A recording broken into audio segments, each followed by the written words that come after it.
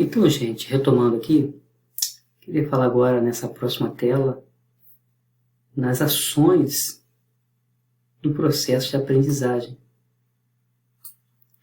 Dentro dessa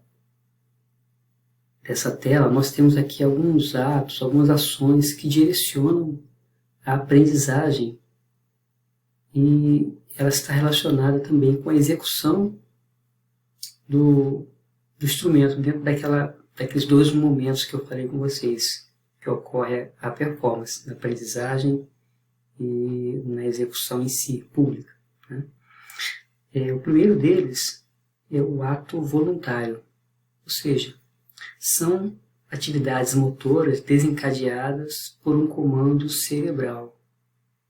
Então, toda ação voluntária, ela parte de um comando do cérebro que, nessa questão do movimento, da manipulação do instrumento, isso acontece de forma consciente. Já a segunda ação trata do ato reflexo, que seria uma resposta motora proveniente de algum estímulo.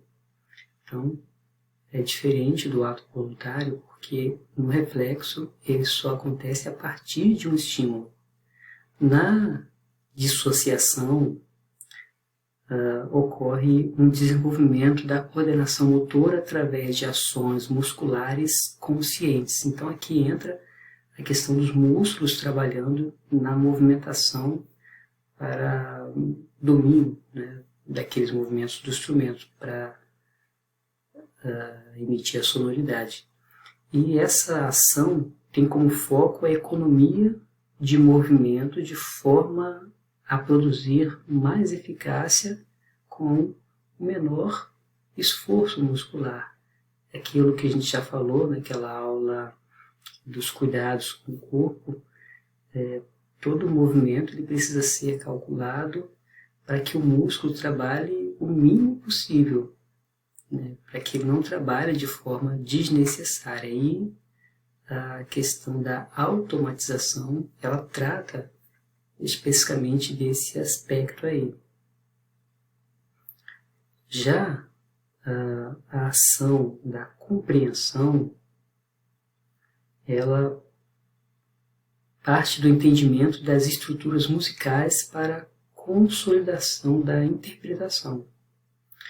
Só retomando um pouquinho aqui, a questão da automatização, ela diferencia do ato reflexo que nós vimos, porque ele depende de resultados de atitudes conscientes adquiridas com o estudo. Tá? Já o reflexo, não, ele é simplesmente um estímulo que acontece para que o aluno trabalhe essa questão da movimentação. O último elemento, que é a evocação, que é uma lembrança, tem relação com os conhecimentos de fora da obra, né? São todas aquelas questões que influenciam o entendimento do aluno, como, por exemplo, o estilo musical, um conhecimento da personalidade do compositor, conhecimentos de prática musical. Resumindo, essa evocação tem muito a ver com a experiência do aluno. Então, conforme ele vai adquirindo essa experiência, ele vai lembrando, vai trazendo à mente outras lembranças que são incorporadas e misturadas às demais ações que nós já tratamos aqui, certo? Seguindo, nós temos aqui as ferramentas de estudo. Essas ferramentas permitem o estreitamento da relação entre corpo e cérebro. Então, está muito entrelaçado nessa teoria essa ideia de usar a razão, de usar o raciocínio lógico para que o corpo forneça movimentos calculados, como nós já dissemos aqui, e isso fica muito claro nas ferramentas que eu vou abordar nos próximos slides. Mas essas ferramentas, permitindo esse estreitamento entre o corpo e o cérebro, alguns itens que são destacados com essas ferramentas seria o aprimoramento das habilidades motoras, seria também para que haja um conhecimento mais eficaz do repertório, para que haja uma preparação para a performance, também para que haja um amadurecimento musical, e essas ferramentas elas também se aplicam à aprendizagem de qualquer instrumento musical. A teoria de Kaplan, né, vocês lembram que eu falei na aula passada, que ela foi originária formulada para o piano, mas partindo desse princípio, ela é adaptada para todos os instrumentos. Nessa próxima tela, eu passo agora a discutir as ferramentas de estudo de forma detalhada. Deixa eu subir aqui a câmerazinha para não atrapalhar o visual de vocês. Então, eu procurei aqui nessa tabelinha pontuar cada ferramenta.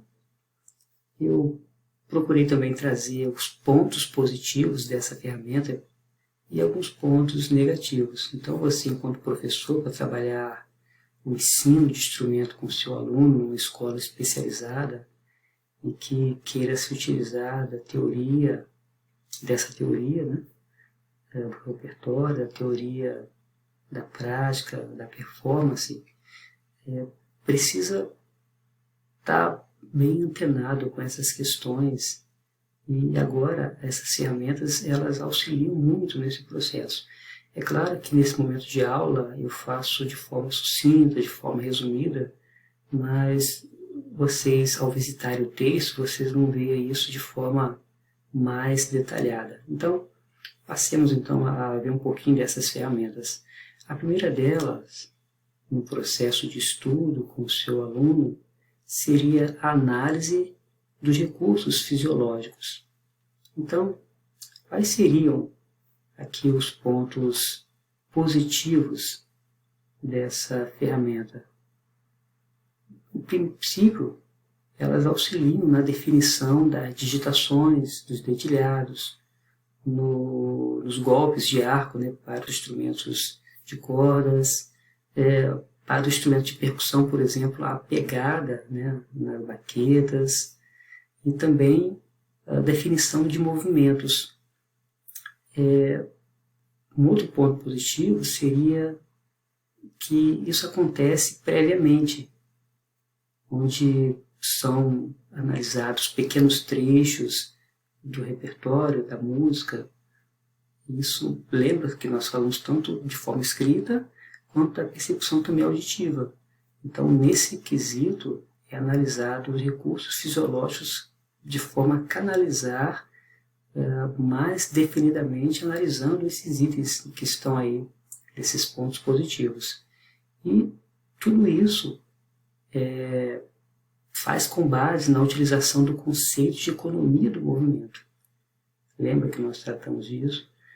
Todo músculo ele trabalha, mas precisa ser bem objetivo para que evite desperdício.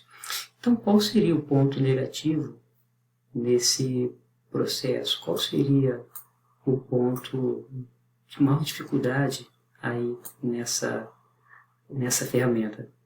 Seria o seguinte: as escolhas menos adequadas desses elementos, elas, no caso, poderiam dificultar o aprendizado. Então, nesse momento de definir, é importante que o professor deixe bem claro para o seu aluno qual seria o melhor dedilhado, qual seria a melhor digitação, né? Quais seriam os trechos a serem analisados, que merecem mais destaque, é onde o professor vai orientar o seu aluno para que ele não fique ao léu, porque nesse momento inicial, talvez o aluno não consiga ainda fazer uma escolha adequada. Então, isso seria um ponto negativo nessa ferramenta. A segunda ferramenta seria o estudo de maneira lenta.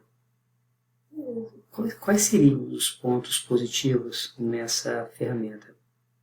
Seria a execução de trechos em andamentos bem mais lentos do que aqueles indicados pelo autor.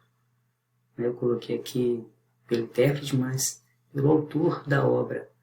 E ainda um ponto positivo é que auxilia na assimilação de trechos mais complexos. Quando o aluno ele estuda esses trechos de maneira lenta, ele assimila com mais naturalidade, ele assimila com mais propriedade aqueles trechos mais complexos.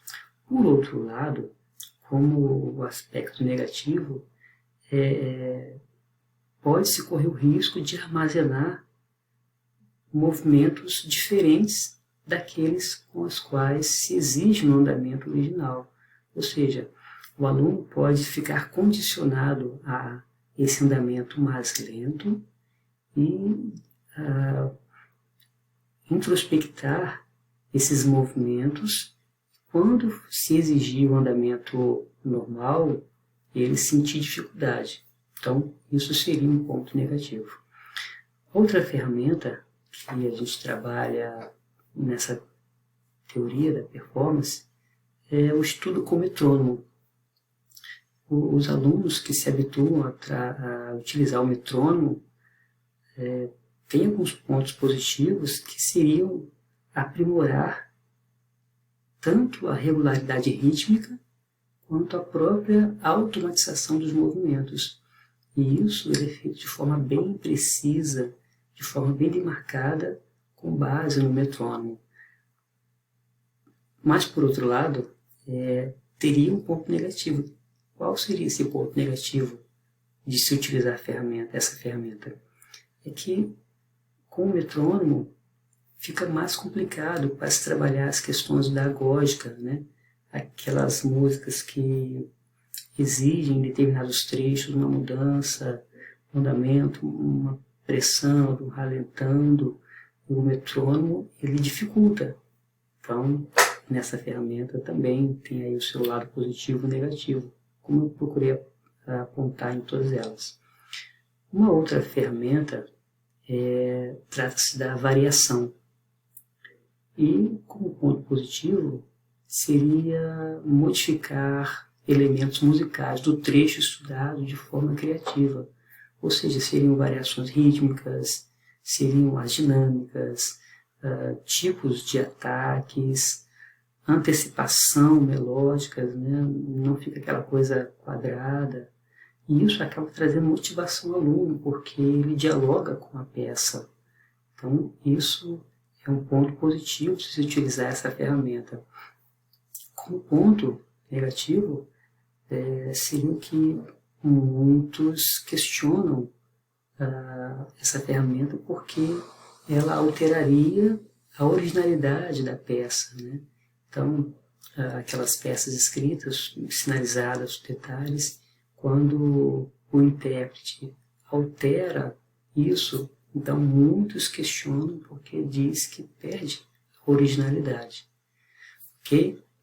Vou dar mais uma paradinha aqui e a gente retoma daqui a pouquinho.